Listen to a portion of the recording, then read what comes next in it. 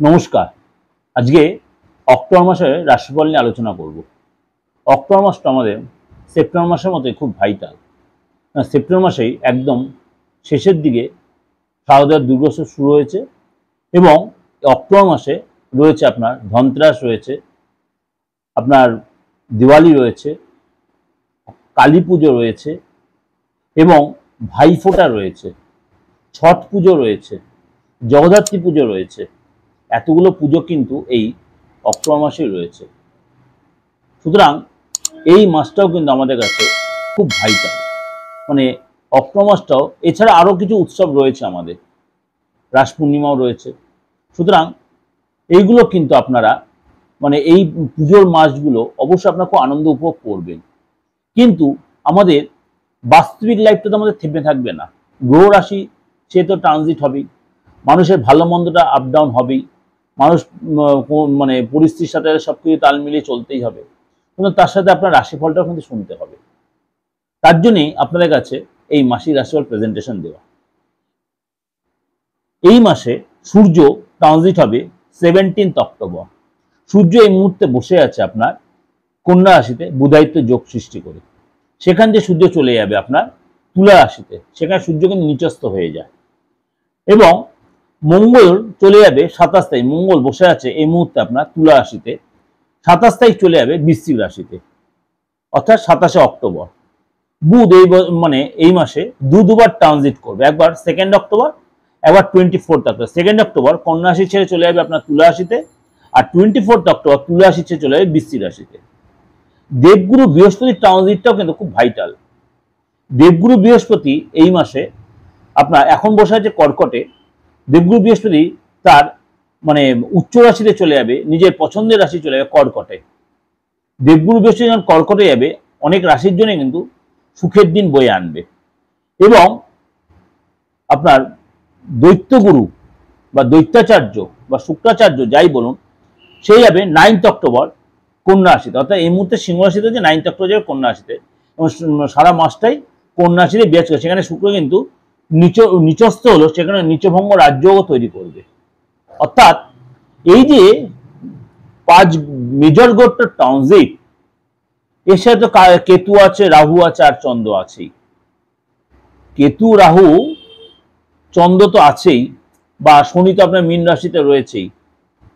শনি মীন রাশিতে বক্রী অবস্থায় আছে, তার সাথে দৃষ্টি বিনিময় হবে বা আদার সিচুয়েশনের সাথে চেঞ্জ হবে, সবই হবে।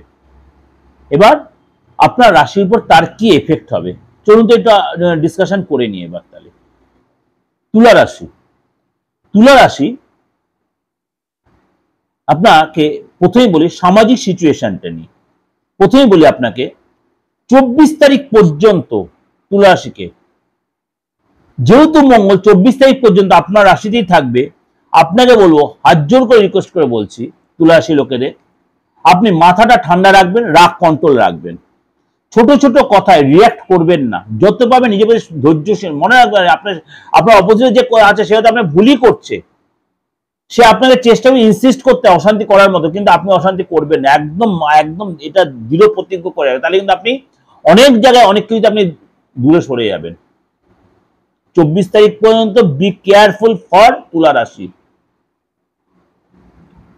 রাগ হবে, মুডটা খারাপ হবে, এটা যোগা করবেন, জিম করবেন, মেডিটেশন করবেন, এগুলো আপনাকে কন্ট্রোল রাখতে হবে।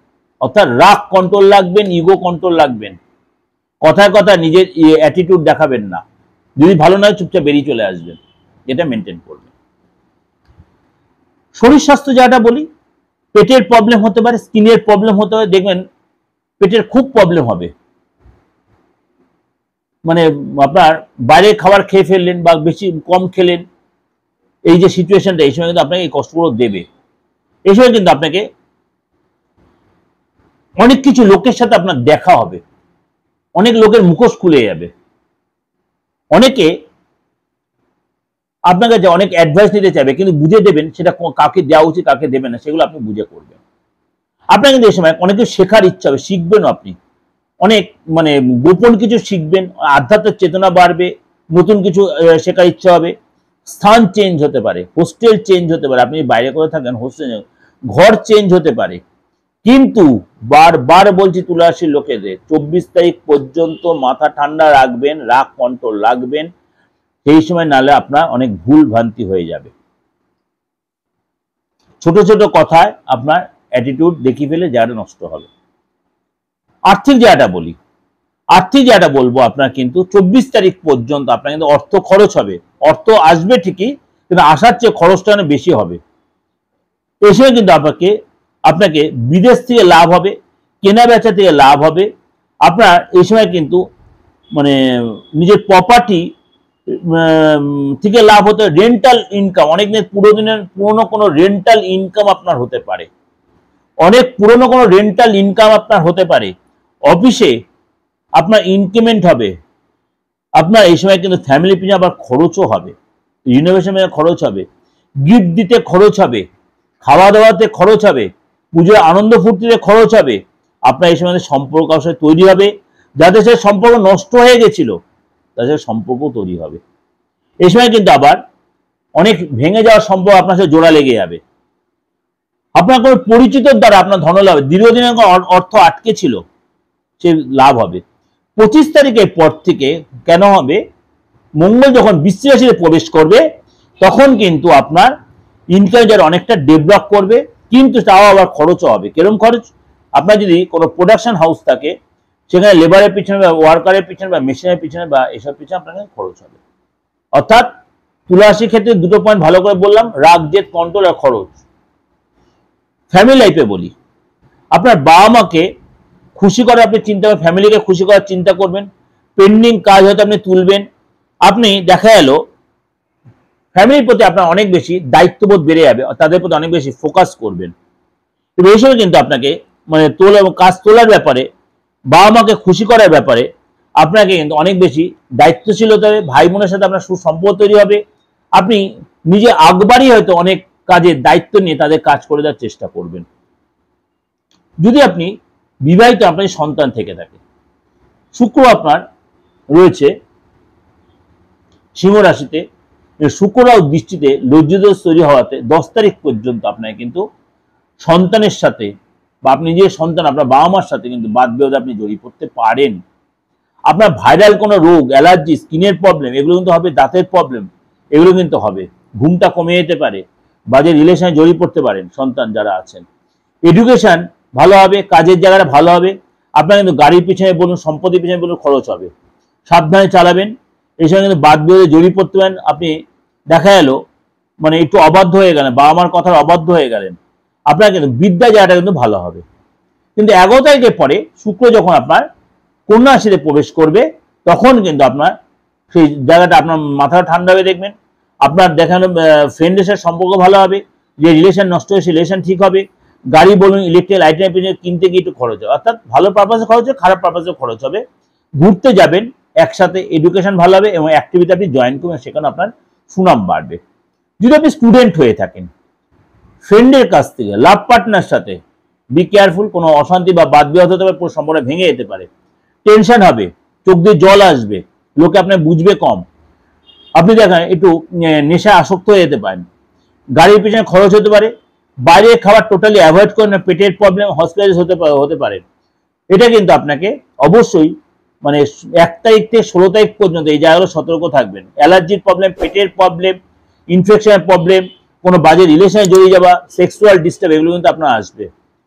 আপনার এই সময় কিন্তু ইচ্ছা পূর্তি হবে, গিফট পাবেন বাবা মার থেকে, বলুন আপনার পার্টনারের কাছ থেকে কোনো সারপ্রাইজ গিফট পেতে পারেন। যদি আপনি চাকরি করেন, আপনার এই সময় কিন্তু মানে 17 তারিখ পর্যন্ত অফিসে জায়গাটা একটু বিগড়ে যাবে। বস আপনার কথায় অসন্তুষ্ট থাকবে, আপনার প্রতি অসন্তুষ্ট থাকবে, আপনার সব কোনো কথা শুনবেন, আপনাকে গুরুত্ব দেবেন, আপনি ইগনোর করবে, আপনার মনে বড় কষ্ট হবে, চাকরি ছেড়ে দেবেন মেনটেন, কিন্তু চাকরি ভুলেও ছাড়বেন না। কিন্তু এই সময় আপনার যেসব কাজগুলো আপনি করে সেই কাজগুলো ক্যান্সেল হয়ে যেতে পারে। এই সময় কিন্তু আপনাকে মানে যে অ্যাপ্লাই করছেন বা নতুন চাকরির চেষ্টা করছেন, নতুন আপনি ইন্টারভিউ দিচ্ছেন বা আপনি মনে করুন আপনি সিভি জমা দিচ্ছেন, সেগুলো কিন্তু 17 তারিখ পর্যন্ত আপনাকে অনেক বেশি ভুগতে হবে। 18 তারিখের পরে সূর্য যখন আপনার রাশি চেঞ্জ করে কন্যা রাশি ছেড়ে যখন তুলা রাশিতে প্রবেশ করবে তখন কিন্তু আপনার চাকরি যারা স্থির হবে, নতুন চাকরি পেতে হবে, নতুন যোগাযোগ হবে এবং টেনশনটা আস্তে আস্তে অনেকটাই কমবে। ব্যবসা জায়গাটি একটু আলোচনা করি। আপনার ব্যবসা জায়গাটা কিন্তু আপনি কোনো একাধিক কর্মসূত্রে বিদেশ যাওয়া, ঘুরতে যাওয়া, তীর্থে যাওয়া, গুরু আশ্রমে গিয়ে সময় কাটানো, ধ্যান করা, যোগা করা, জিম করা, এগুলো করবেন। 17 তারিখ পর্যন্ত কিন্তু ব্যবসাটা নর্মালি দেখা যাচ্ছে।